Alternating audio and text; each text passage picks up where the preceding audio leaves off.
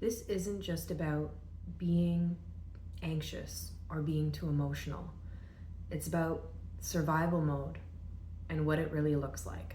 In this video, I'm going to share 3 survival mode behaviors that I had for many years and still am trying to gain strength and peace from being in these survival modes for many years. And I want to share this to help others and bring awareness to these behaviors. Okay, so behavior number 1, compulsive planning and over control. So I remember when I was, I don't know, 6, 7, 8 years old, I remember always reorganizing my room, moving furniture around by myself. And up until this day, like even after I finish cleaning or organize, like I like to kind of sit in the room and look at everything that I've done, everything that's in order. I almost get feel like a dopamine rush from it. And it makes me feel really relaxed and calm. And although this can be a positive way of coping with stress and things that you're not able to control, it's fine.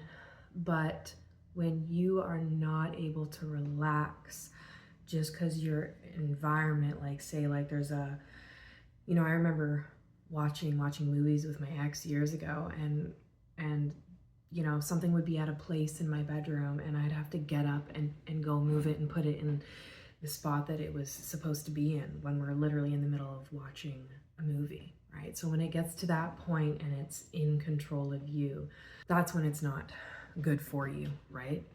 So the survival response is control is safety, because my caregivers, I didn't feel safe in that environment or around them a lot. When the world feels uncertain, the mind creates structure and what if plans to avoid emotional chaos. It's a way to self-soothe through control. What's underneath this behavior is fear of abandonment and unpredictability or not being supported. Another thing that I would do with my partner now, I've been with for many years, but for years, whenever we would get into an argument, I would feel like I couldn't trust him. He wasn't the one for me. And I would just start making plans to take care of myself. I'd go on my phone, start looking up apartments, plan out what I'm going to do financially. So I would just over plan. And so a healing shift for this behavior for myself and for maybe yourself that you can start working towards and embodying is learning to trust, right? First, learning to trust yourself, right? If you're doing everything you can in this moment without trying to overplan, know that whatever does happen, if something does happen, then you have the ability to deal with it when or if this thing comes about and happens. So trusting that you're going to be okay and everything's going to work out. Another healing shift would be to be able to tolerate uncertainty. I was not good with that when things didn't go my way. I got very anxious and upset because, again, I was always trying to control my environment. So I've started to become better at dealing with life, because life always has uncertain things that happen, okay? And it's just a matter of trusting yourself that you'll be able to deal with it with peace and poise when or if something happens. And ground yourself without needing a plan B for emotional safety, right? Having grounding practices, spending time with yourself, meditation, breath work, going for walks, having a daily practice that calms your nervous system has been something that I have adapted myself that has helped me a lot, because when you are calm and in balance and aligned, you're okay, and you know that you don't have to worry about the future, because when the future comes, you're going to deal with it. Okay? All right, on to survival mode behavior 2.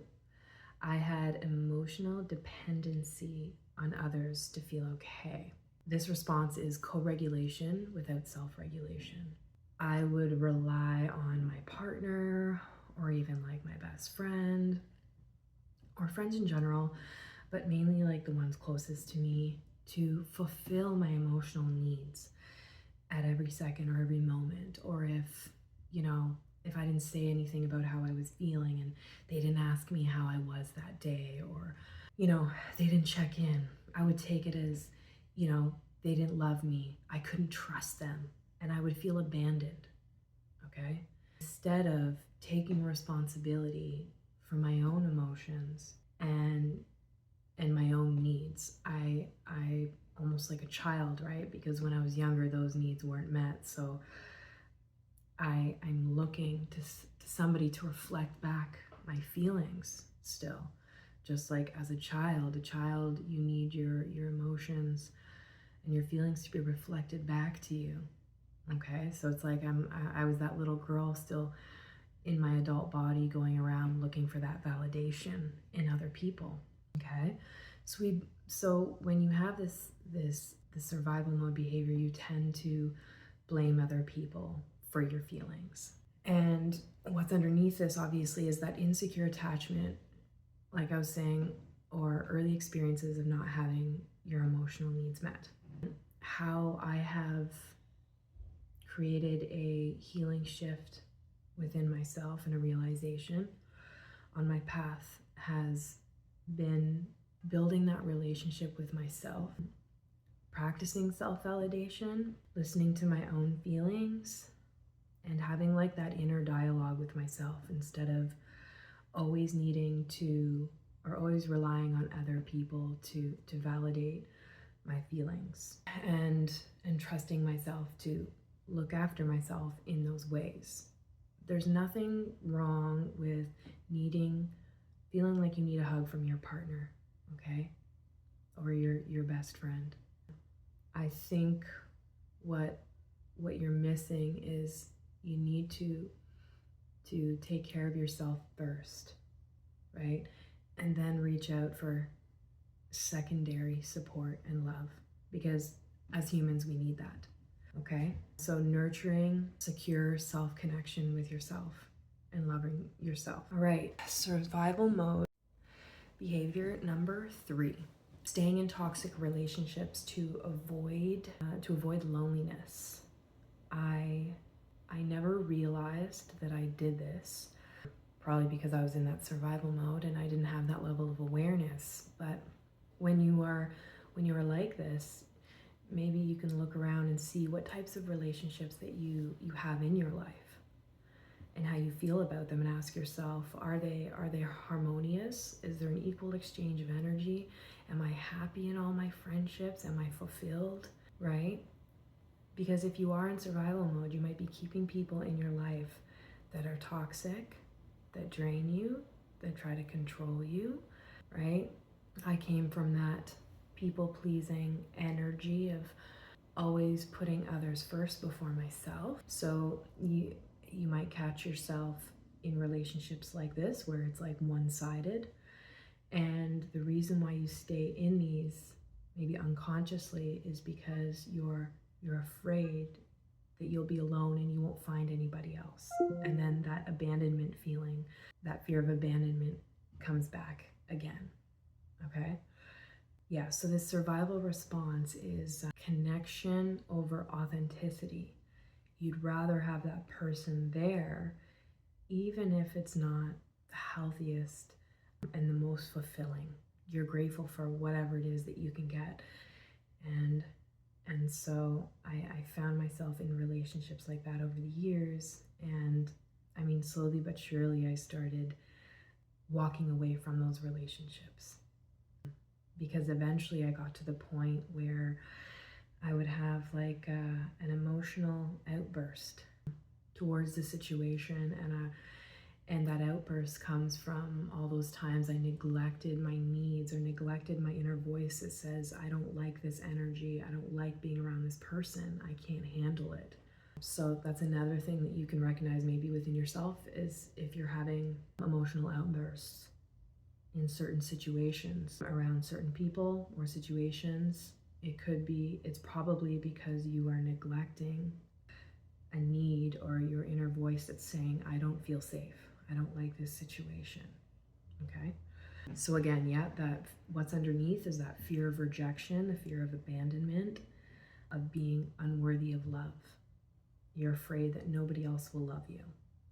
On my healing journey, my shift has been trusting that I can be whole again, and that I would rather be alone and at peace within myself and love myself than to be in a toxic relationship and feel upset and disconnected. And another shift has been that I am worthy of having a reciprocal loving relationship with somebody else. And I am worthy of somebody acknowledging my feelings and respecting those. If you do notice some of these survival mode behaviors within your own behaviors, I want you to know that you are not alone, and that surprisingly enough, there are more people out there than you realize that are going through the exact same thing or have similar but different behaviors that they are acting out because they are trying to keep themselves safe. I feel like most of us have some of these behaviors, and that the key is in the awareness. The key in changing and shifting and evolving and healing is in the awareness of this within yourself. If you are aware of this and you're panicking, there's no need to panic, judge, or get upset. We're all here on a journey to uncover the real us, our true authentic, our true nature.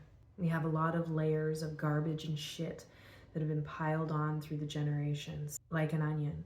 We just need to slowly start to peel back the layers, and some of those layers are not going to be fun, but this is okay. It's part of life. Be okay with it. This is one of our issues, or one of our challenges, is that we need to start to be okay with not feeling comfortable. We have been taught and conditioned to avoid uncomfortable feelings, and that's why nobody knows how to deal with emotions or deal with themselves. It's because we haven't been taught. We've been taught that they're wrong to feel and to avoid, okay? So start to feel uncomfortable. And the fact that you're aware and you're watching this tells me that you're already on the journey, and that everything is working out already in your favor, okay? I want to go over a few other survival mode behaviors that are pretty much what I was talking about, but just go into just a list here. If you are any of these things, to be aware, okay? Hyper independence or codependency, okay? Not having that balanced, you're not okay with asking for help, and you always want to do everything on your own, or you rely solely on other people and think that you are not able or capable of doing anything. You have people-pleasing and self-abandonment behaviors. That's myself. You avoid confrontation to keep the peace. Constantly scanning for signs of threats in relationships. That was me, oh my goodness. Overthinking, catastrophizing, or preparing for worst-case scenarios. Numbing yourself with food, which I did.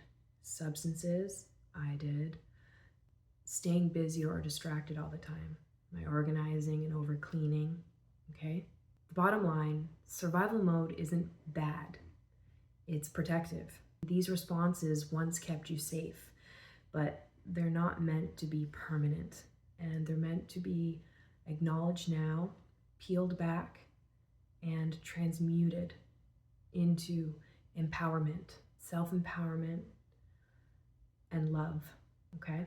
Healing is about recognizing those patterns with compassion and slowly learning new ways to feel secure, connected, and grounded from the inside out. I hope that you can allow these survival mode behaviors and this awareness of this topic and these healing shifts to strengthen and uplift your spirit and to have faith and know that there is always a way to deal with life's challenges in a more graceful way. Thanks for watching, and I hope to see you next time.